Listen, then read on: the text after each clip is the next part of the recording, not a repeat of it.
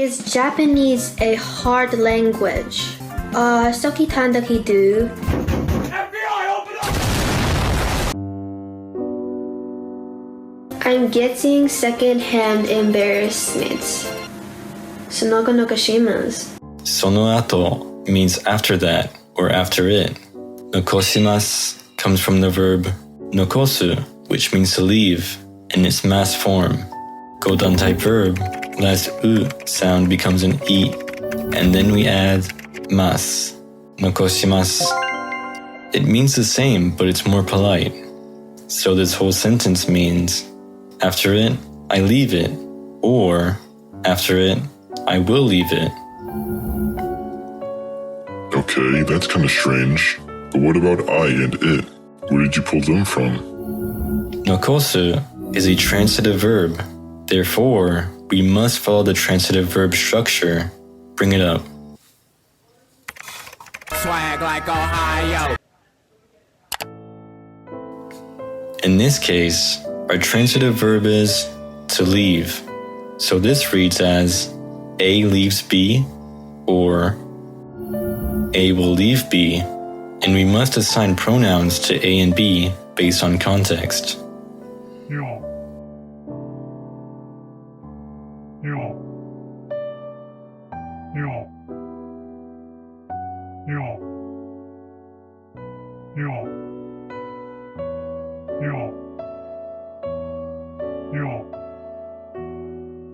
Whenever we find a transitive verb, this is what we have to do. Often, one or both elements, A and B, are left unspecified. It's up to us to assign them pronouns in such scenarios. Here, nokoshimasu doesn't make a lot of sense, so honestly it could mean any of these. However, I'll interpret it as, after that, I will leave it, because it sounds the most natural, I guess. Let me give you an example of how to use this verb properly. Back to our sentence. If you want to say, then leave, as it was intended to sound here, what you're actually aiming for is, ja detekeo. Ja means well or then, like in, ja sakini iku yo. Well, I'll go first, or then I'll go first. Deteke is the imperative form of deteku, which means to leave and go away. In its imperative form, godan type verb, we change the last u to e. And now this suddenly becomes an order. Deteke, leave and go away. Yo is just an ending particle that adds emphasis.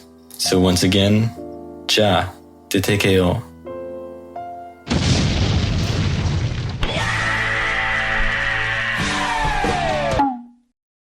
Is Japanese a hard language?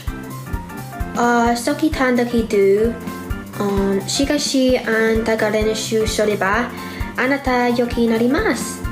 What she actually says here is, I have heard that, but however, if you practice, you will become good, right? As an English speaker, this would actually sound pretty decent aside from the double but there.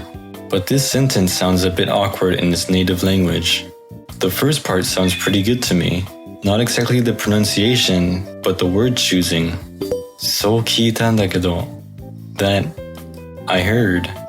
But this nda doesn't have a literal translation, but we can think of it as adding a hue of giving reasons or explaining something to the listener. We could also remove it and leave it as Socky takedo. Adding nda sounds more natural to me in this case though, since it sounds like we're about to elaborate.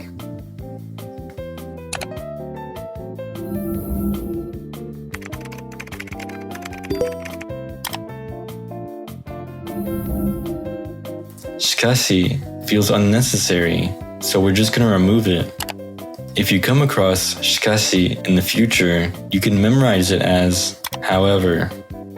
Anata means you, and it might sound natural to us English speakers to use it all the time.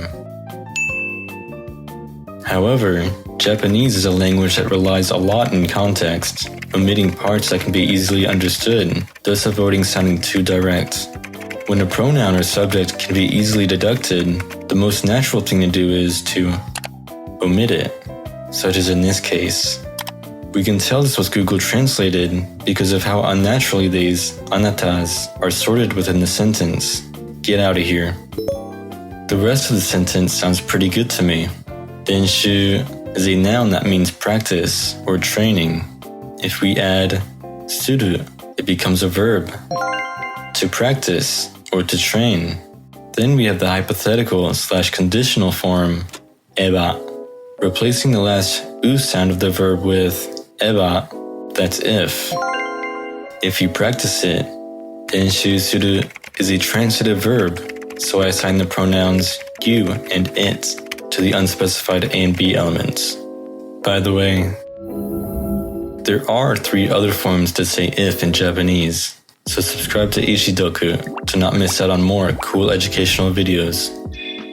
Yokunaru means to become good. Literally, yoi, an E adjective that means good, and naru, a verb that means to become. When we want to say to become with an E adjective, all we have to do is change the last E to ku, and then we add naru.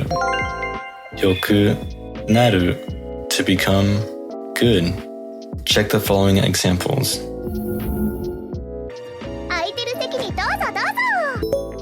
And desho means right.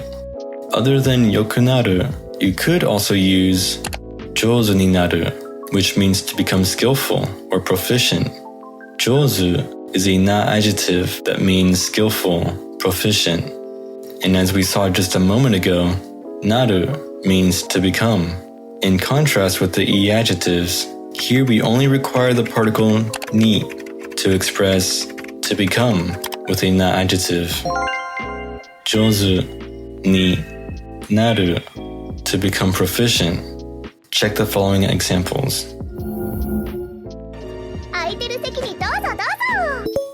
So we'd wind up with, I heard that, but if you practice it, you will become skillful. Well, that's it. If you found this content useful, subscribe to this channel and don't forget to leave a like. If you want to help us create more content like this, consider joining our Discord community. Have a great afternoon. Jane.